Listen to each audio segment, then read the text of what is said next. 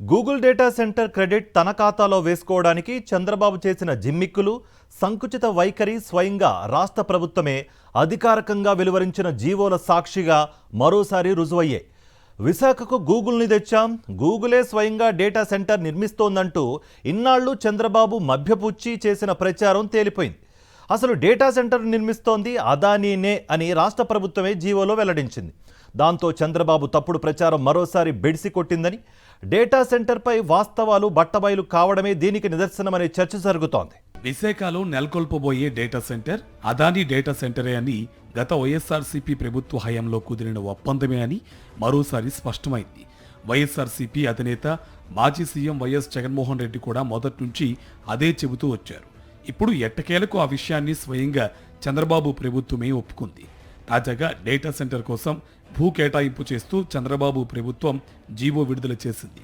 అందులో Adani Infra, Adani Connex India, Adani పవర్లకు భూ కేటాయింపు చేస్తున్నట్టు ప్రకటించింది.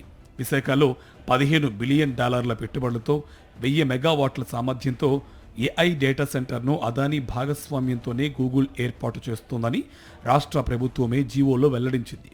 అంతేకాదు, గతంలో గూగుల్కు విశాఖలో కేటాయించిన 480 ఎకరాల భూమిని తిరిగి అదానీకి బదలాయిస్తూ రాష్ట్ర ప్రభుత్వం తాజాగా అధికారిక ఉత్తర్వులు కూడా జారీ చేయడం గమనార్హం.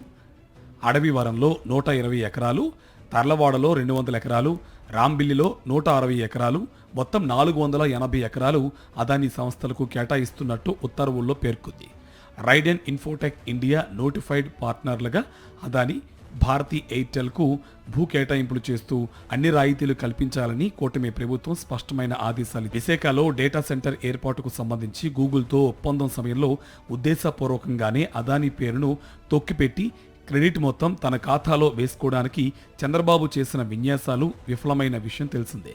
డేటా సెంటర్ ఏర్పాటుపై తొలుత ఈ ఏడాది అక్టోబర్లో ఆగమేఘాలపై జీవో ఇచ్చిన చంద్రబాబు సర్కార్ స్వయంగా గూగులే దీన్ని నిర్మిస్తోందని, ఈ ప్రాజెక్టు మొత్తం గూగుల్ సంస్థే ఇప్పటికిప్పుడు కొత్తగా చేపడుతోందనే భ్రమలు కల్పించింది.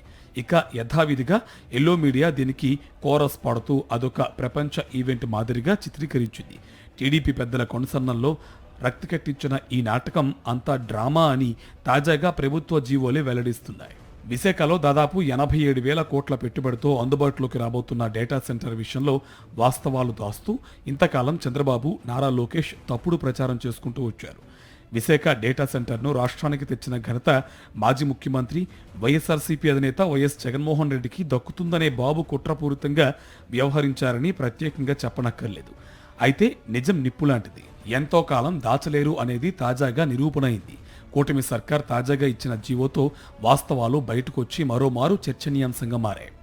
విశాఖలో గూగుల్ డేటా సెంటర్ ఏర్పాటు ఘనత మాదే అంటూ 2 నెలల క్రితం చెప్పిన చంద్రబాబు అదే నోటుతోనే 2 రోజుల క్రితం అదానీ భాగస్వామ్యంతోనే గూగుల్ ప్రాజెక్ట్ ఏర్పాటు చేస్తున్నట్టు చెప్పారు. ఈ స్థాయిలో అబద్ధాలు ఆడటం, ఇంతటి ఘరానా మోసం, ప్రజలకు ఎలా తప్పుడు సమాచారం ఇస్తున్నారో చెప్పేందుకు ఇదొక క్లాసిక్ కేస్ స్టడీగా రాజకీయ విశ్లేషకులు అభివర్ణిస్తున్నారు. చంద్రబాబు కళ్ళార్పకుండా నిస్సిగ్గుగా అబద్ధాలు ఆడుతారనేందుకు విశాఖ డేటా సెంటర్ నిదర్శనమని పేర్కొంటున్నారు. చంద్రబాబు బృందం క్రెడిట్ చోరీకి పాల్పడుతూ ఎంతటి అబద్ధాలైనా ఆడగలదని, ఆత్మసాక్షిని మోసగించి వంచనకు పాల్పడుతున్నారనే విమర్శలు వ్యక్తమవుతున్నాయి.